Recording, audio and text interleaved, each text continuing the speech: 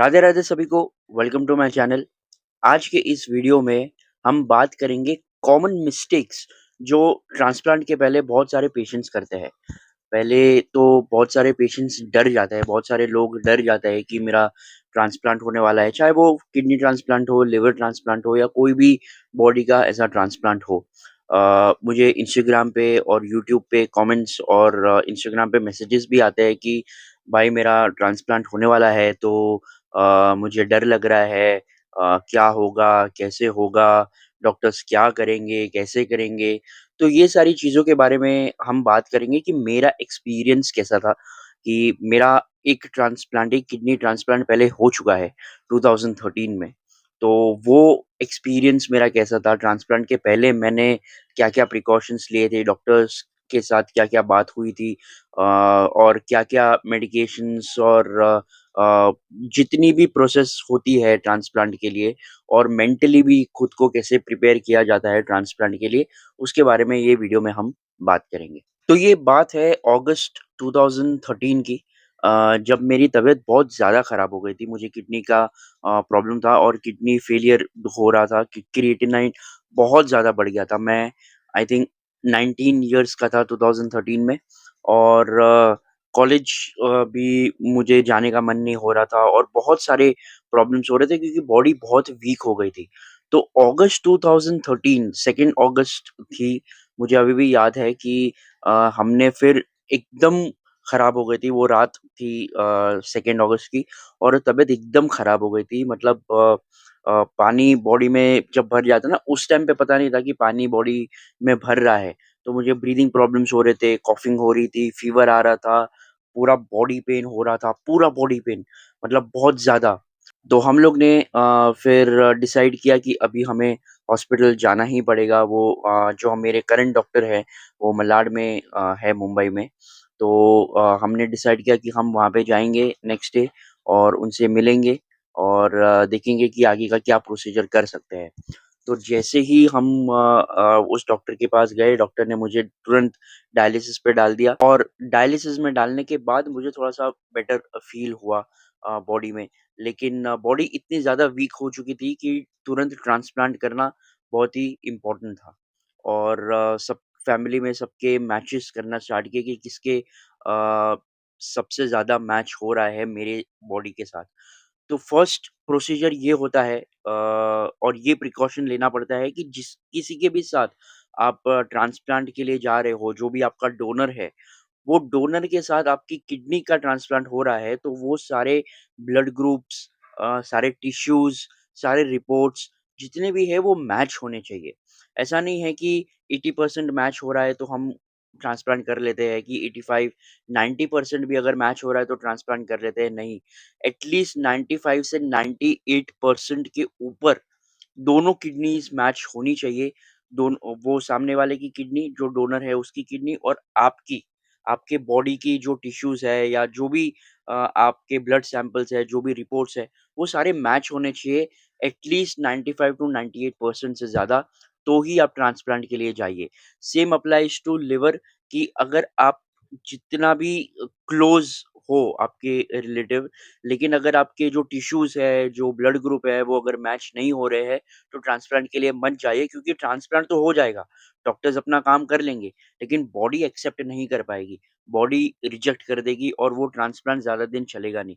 Maybe 15 दिन, 1 महीना ही चलेगा और उसके बाद वापस फेलियर हो जाएगा, वापस आप सेम कंडीशन में आ जाओगे, पैसे की भी बर्बादी और आपके हेल्थ की भी खराबी होगी, आपको खुद को इतनी ज़्यादा तकलीफ होगी।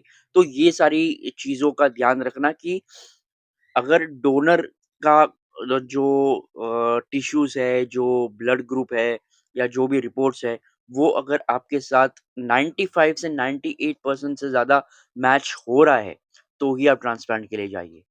दूसरा ये है कि आप ज़्यादा स्ट्रेस ना लें। देखिए, बहुत सारे लोगों को बहुत टेंशन हो जाता है कि मैं ट्रांसप्लांट के लिए जा रहा हूँ, तो ट्रांसप्लांट सक्सेसफुल होगा कि नहीं?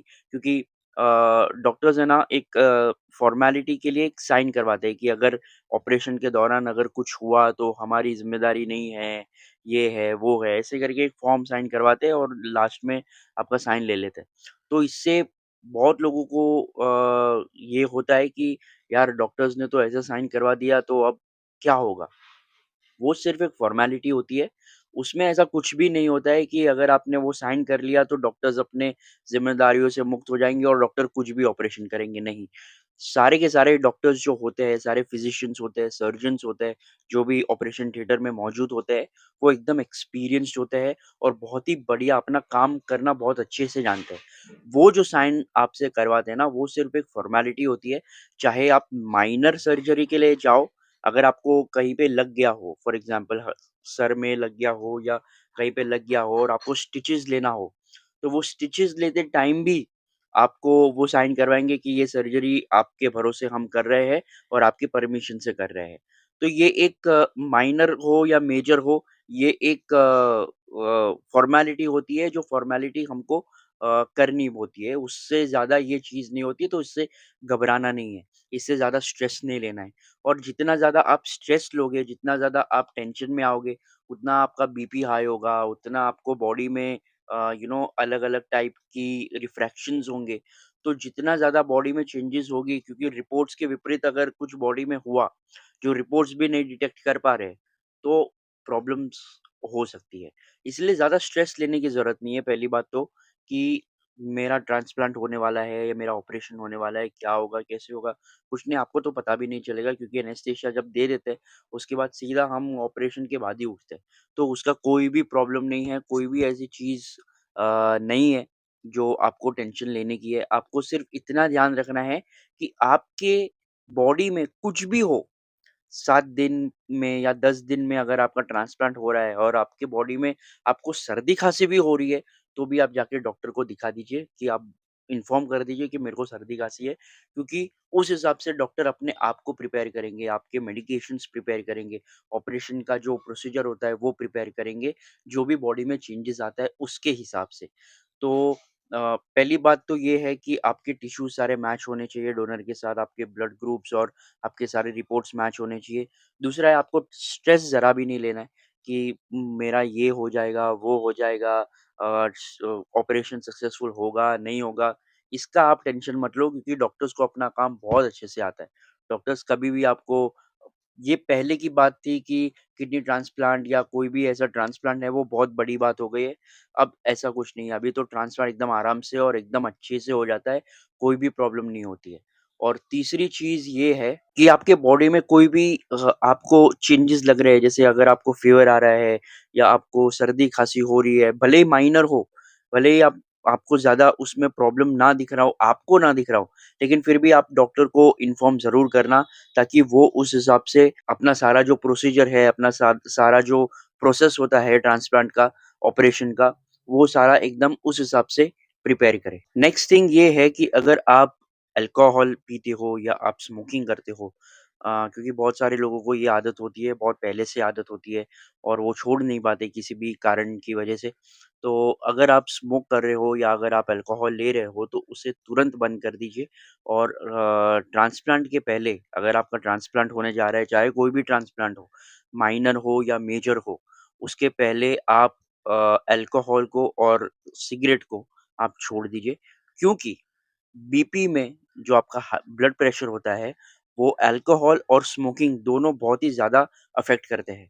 तो हाई बीपी या लो बीपी के चांसेस भी होते हैं कि अगर आपने ज़्यादा अल्कोहल कंज़्यूम कर रखा है या ज़्यादा आप सिगरेट पीते हो और ट्रांसप्लांट के पहले भी आप पी रहे हो, आपने छोड़ा नहीं है, तो वो ब्लड प्रेशर में, जब ब्लड प्रेशर का सिलसिला आता है ट्रांसप्लांट में या ड्यूरिंग जब आपका ऑपरेशन हो रहा है, तभी भी, तो वो फ्लक्चुएशंस जो होंगे ना, वो आपके बॉडी को बहुत ज़्यादा अफ़ेक्ट करेंगे, आपके ट्रांसप्लांट को, आपके ऑपरेशन को बहुत ज़्यादा अफ़ेक्ट करेंगे। इससे आपके हीलिंग प्रोसेस में भी आपको बहुत टाइम लगेगा और डॉक्टर्स को भी परेशानी होगी आपका ऑपरेशन करने में।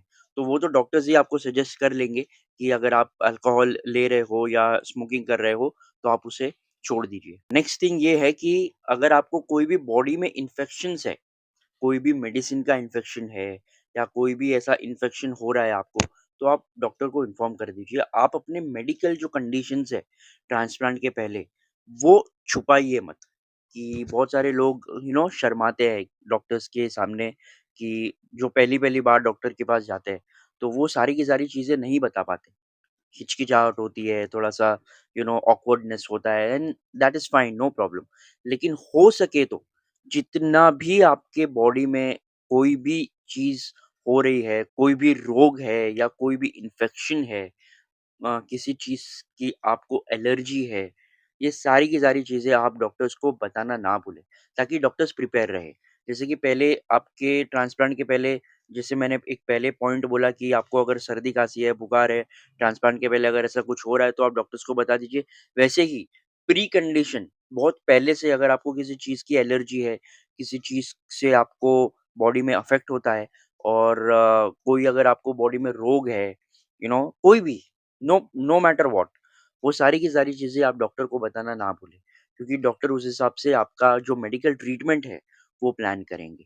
और अगर आपकी बॉडी हेल्दी नहीं है, आपको हेल्दी रहना बहुत इम्पोर्टेंट है, क्योंकि अगर आप हेल्दी नहीं हो, अगर आप हेल्दी इन द सेंस कि आपका बॉडी वेट है, आपको सर्दी-खाँसी नहीं है, आपको बुखार नहीं है, आपको और भी और कोई तकलीफ नहीं है बॉडी में, बाकी जो भी तकलीफ है वो तो डॉक्टर सँभाल लेंगे, लेकिन और कुछ ज़्यादा प्रॉब्लम ना हो बॉडी में, वो आप ध्यान रखना, सो दैट ऑपरेशन के बाद जब आपका हीलिंग प्रोसेस स्टार्ट होगा, आपको जब हीलिंग करवाएँगे डॉक्टर्स, आपको रेस्ट करवाएँगे और जो मेडिकेशंस देंगे, वो सारी की सारी अच्छे से आपको असर हो और आप जल्दी से जल्दी ठीक हो जाएँ। तो बॉडी में अगर कोई भी प्रॉब्लम होगी तो आपको हीलिंग में प्रॉब्लम होगी, आप जल्दी से ठीक नहीं होंगे। और जो चीज़ अगर आप 10 दिन में फॉर एग्ज़ाम्पल ठीक होने वाले होंगे, आपको 1 महीना, 2 महीना लगेगा, तो वो ज़्यादा तकलीफ़दायक हो सकता है। इसलिए कोई भी प्रॉब्लम हो या कोई भी ऐसी चीज़ हो बॉडी में हो रही हो, तो आप डॉक्टर को बताना ना भूलें और खुद से भी इतना ज़्यादा प्रिकॉशंस लें कि कोई भी ऐसी चीज़ हमको नहीं करनी है, बाहर का नहीं खाना है, अल्कोहल नहीं पीना है, स्मोकिंग नहीं करनी है और भी ऐसी जो भी चीज़ है वो नहीं करनी है, सो दैट हमें हमारे ट्रांसप्लांट में कोई भी प्रॉब्लम ना हो और ट्रांसप्लांट के बाद भी कोई प्रॉब्लम ना हो। नेक्स्ट चीज़ जो मुझे भी डॉक्टर ने बोली थी, वो ये थी कि मुझे सर्टेन काइंड ऑफ मेडिसिन्स दिए थे, जो ब्लड क्लॉटिंग को रोक सके या ब्लड थिनिंग को रोक सके, सो दैट जब ट्रांसप्लांट हो रहा है, तब ब्लड क्लॉटिंग का प्रॉब्लम ना हो। ब्लड क्लॉट मतलब क्लॉट्स बन जाते हैं ब्लड में, जिसकी वजह से ब्लड फ्लो रुक जाता है। तो अगर ब्लड फ्लो रुक जाता है तो प्रॉब्लम होती है, क्योंकि अगर कोई भी बॉडी पार्ट में अगर ब्लड फ्लो रुक गया है, तो उसका ऑपरेशन वापस करना पड़ेगा, क्योंकि ऐसे ब्लड क्लॉटिंग की जो प्रॉब्लम्स होती है वो बहुत सारे लोगों में होते रहती है। इसलिए डॉक्टर्स अपने रिपोर्ट्स के हिसाब से, मेडिकल रिपोर्ट्स के हिसाब से हमें ऐसे सर्टेन मेडिसिन्स देते हैं और ब्लड थिन की मेडिसिन भी देते हैं या ब्लड थिक होने की भी मेडिसिन्स देते हैं, ताकि अगर ब्लड थिन ज़्यादा है, अगर आपका ब्लड ज़्यादा पतला है, तो वो फ्लो में ज़्यादा फ्लो करेगा, अगर थिन ज़्यादा है तो ज़्यादा फ्लो करेगा। तो जब ऑपरेशन करेंगे तो ब्लड ज़्यादा पास होगा। जितना जो ब्लड निकलता है, क्योंकि जब वुंड खोलेंगे ऑपरेशन करने के लिए, तो ज़ाहिर-सी बात है कि थोड़ा-सा ब्लड लॉस होगा ही। तो वो जो ब्लड लॉस होगा, वो अगर ब्लड थिनिंग की प्रॉब्लम है तो ब्लड लॉस ज़्यादा हो जाएगा। तो उस हिसाब से डॉक्टर्स मेडिसिन देते हैं। तो बहुत सारे ऐसे पेशेंट्स होते हैं कि मैं ये मेडिसिन नहीं लूँगा, मैं ये नहीं करूँगा, मैं वो नहीं करूँगा, और अगर मेडिसिन्स दे भी देते हैं डॉक्टर्स ज़बरदस्ती कि आपको लेना ही पड़ेगा, तो घर पे जाके तो डॉक्टर तो देखने आने नहीं वाला है कि मेडिसिन ले रहे कि नहीं ले रहे। तो बहुत सारे पेशेंट्स मेडिसिन लेते नहीं हैं और फिर जब ऑपरेशन में कुछ प्रॉब्लम होता है, तो डॉक्टर्स पे डाल देते हैं, एडमिनिस्ट्रेशन पे डाल देते हैं कि तुमने ठीक से किया नहीं। अरे तुमने अगर मेडिसिन्स बराबर ली होती, तो डॉक्टर्स अपना काम तो ठीक से कर ही रहे थे, एडमिनिस्ट्रेशन अपना काम ठीक से कर ही रही थी। तुमने मेडिसिन नहीं ली और तुमको तुम्हारे ही ऑपरेशन में प्रॉब्लम हुई, तो उसमें कोई क्या कर सकता है? इसीलिए जो भी मेडिसिन डॉक्टर्स देते हैं, वो आपके रिपोर्ट्स के अनुसार ही देते हैं। जो भी आपके रिपोर्ट्स होते हैं, ब्लड रिपोर्ट्स जो आप करवाते हो, और बहुत सारे टाइप के रिपोर्ट्स डॉक्टर्स करवाते हैं। सोनोग्राफी होती है, अल्ट्रासाउंड होता है, ब्लड के रिपोर्ट्स होते हैं, इलेक्ट्रोलाइट्स के रिपोर्ट्स होते हैं, वेट होता है, बीपी होता है। बीपी अगर ज़्यादा है तो उसकी मेडिसिन, बीपी कम है तो उसका कुछ प्रिकॉशंस। तो बहुत सारी ऐसी चीज़ें होती है जो डॉक्टर्स करवाते हैं, जो हमें करनी चाहिए और एकदम स्ट्रिक्टली फॉलो करनी चाहिए, सो दैट हमारे जो ट्रांसप्लांट है, जो ऑपरेशन है, उसमें कोई भी प्रॉब्लम ना हो।